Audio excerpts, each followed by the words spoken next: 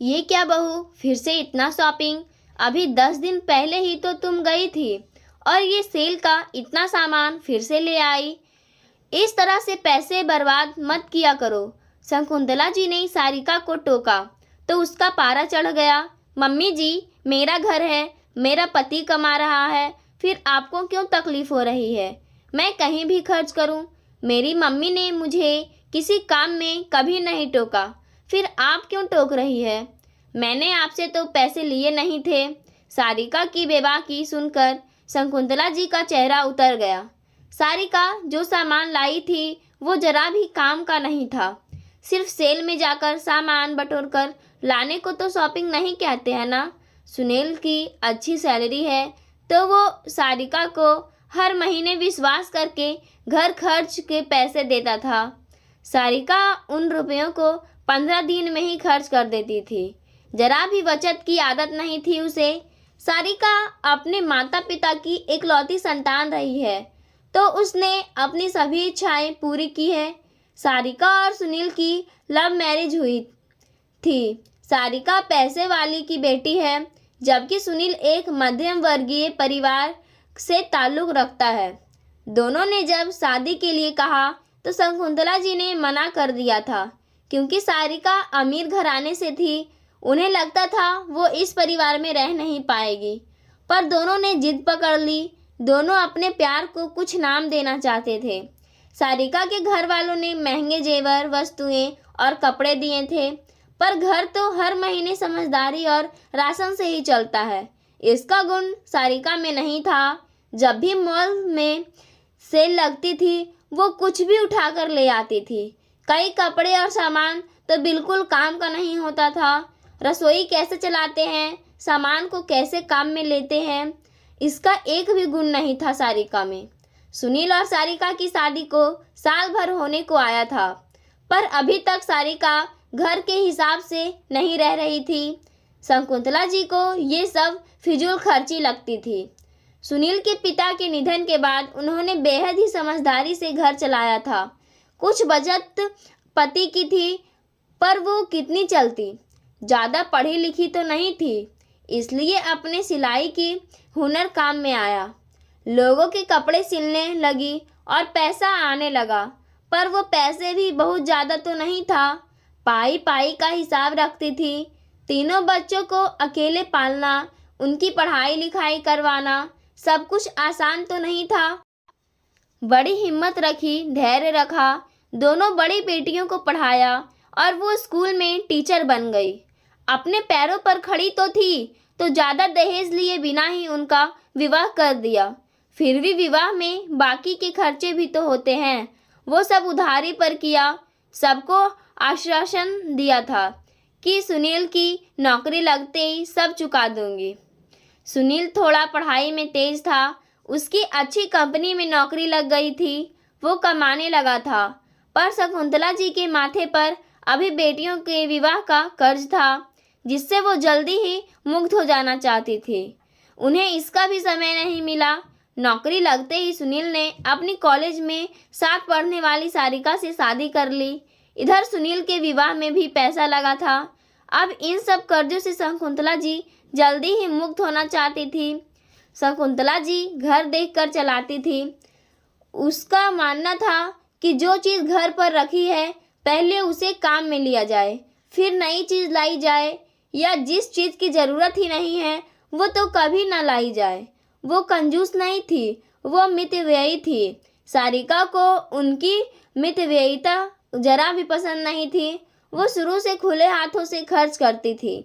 शादी के कुछ महीनों तक तो उसे मनमानी करने दी, लेकिन बाद में सुनील और शकुंतला जी ने उसे समझाया भी था कि खर्चा देख कर करना चाहिए और इतना कर्ज चुकाना है। ये सुनकर सारिका ने कहा, कर्ज आपने लिया है तो इसके लिए मैं अपनी इच्छाएं क्यों मारूं?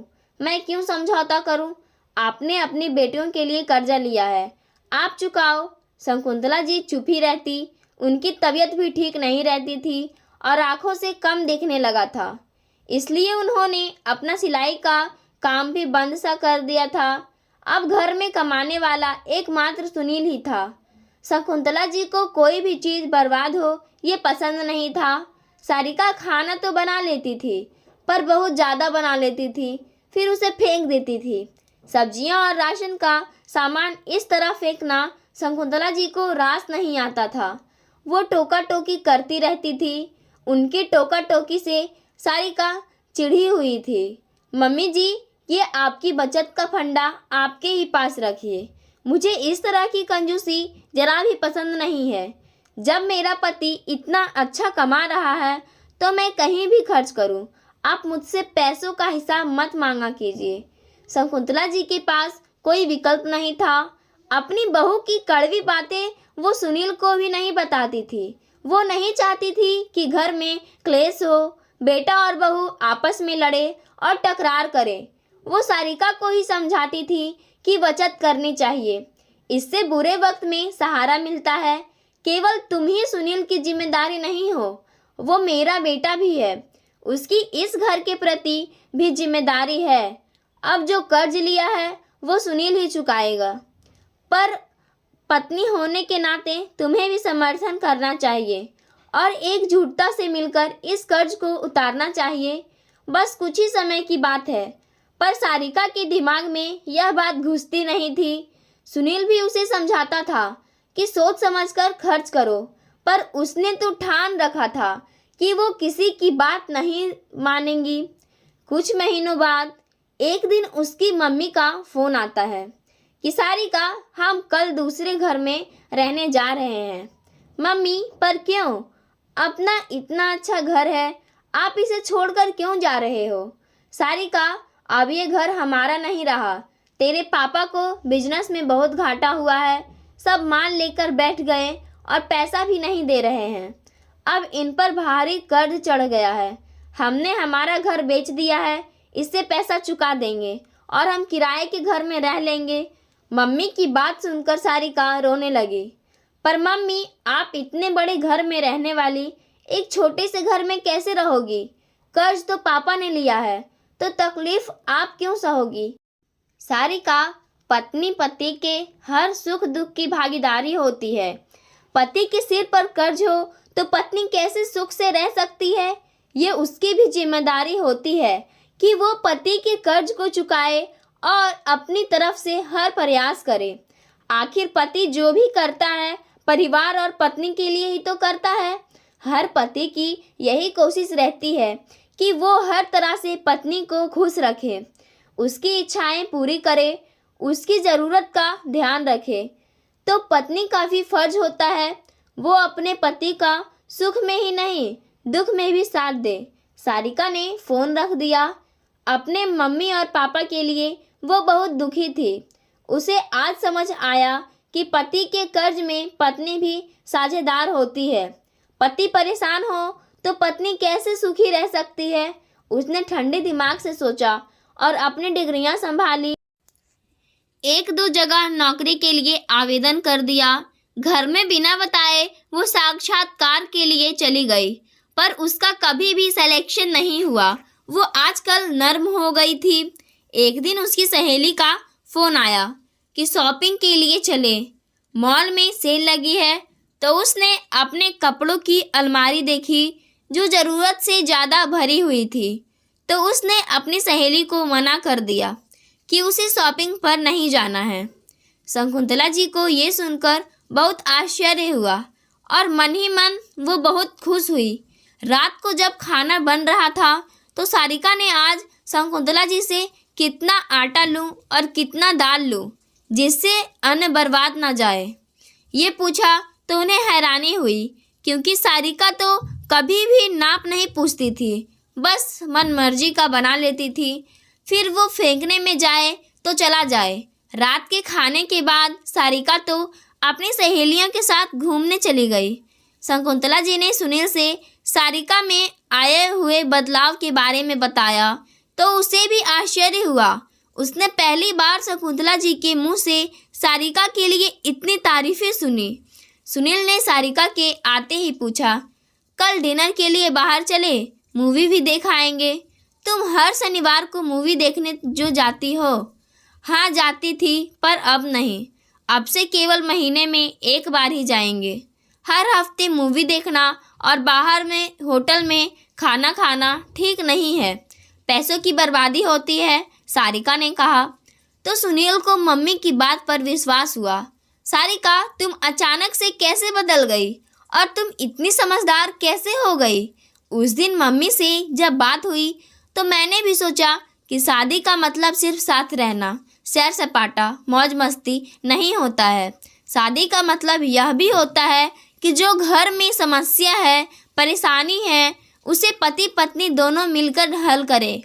मैं अपनी इच्छाओं का बोझ तुम पर लादती रही। मम्मी जी मुझे इतना समझाती रही, पर मैं सबकी उपेक्षा करती रही।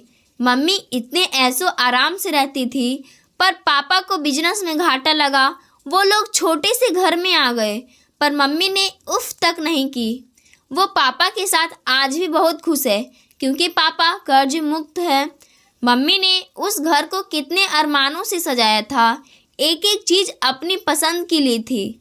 उस घर से उन्हें कितना प्यार था, पर पापा को चिंता मुक्त देखने के लिए वो घर बेच दिया। एक क्षण भी देर न लगाई। इधर आप और मम्मी जी इतनी बचत करते हो ताकि दीदी की शादी का और आपकी शादी का कर्ज चुका दें, पर मैंने तुम्हारे दुख और चिंता की जरा भी परवाह नहीं की। मैं अपनी ही दुनिया में मस्त रही, पैसे लुटाती रही, मम्मी जी को इतना सुनाती रही। मैंने बहुत बुरा व्यवहार किया, सबके दिल दुखाया। मैं मम्मी जी से कैसे माफ़ी मांगूं? वैसे ही जैसे एक बेटी अपनी माँ से माफ़ी मांगती है। कमरे के अंदर आते हुए शकुंतला जी अपनेपन से बोली। उन्होंने सारिका के आंसू पोंछे और उसे गले से लगा लिया। सारिका, आज तुम सही मायने में सुनील की पत्नी बनी हो। तुम्हें अपने पति के दुख और चिंता का एहसास हुआ है। तुम जीवन संगनी बनी हो जो अपने पति के सुख दुख की भागीदारी हो। तुम दोनों ऐसे ही खुश रहो। मम्मी जी, मुझे अपनी गलतियों के लिए माफ़ कर दीजिए। अब सुनील और मैं हम दोनों मिलकर सारा कर्ज चुका देंगे। मैंने कई जगह नौकरी के लिए आवेदन किया था, सब जगह से मना हो गई थी, पर आज सुबह ही एक जगह से हाँ हुई है। सुनील की हर जिम्मेदारी अब मेरी भी जिम्मेदारी है। सारिका ने नौकरी कर ली। दोनों ने दिन रात मेहनत की और शकुंतला जी के सिर पर चढ़ा सारा कर्ज उतार दिया। अब सारिका भी मितव्ययता से काम लेने लगी थी। वो कहीं भी फालतू पैसा खर्च नहीं करती थी।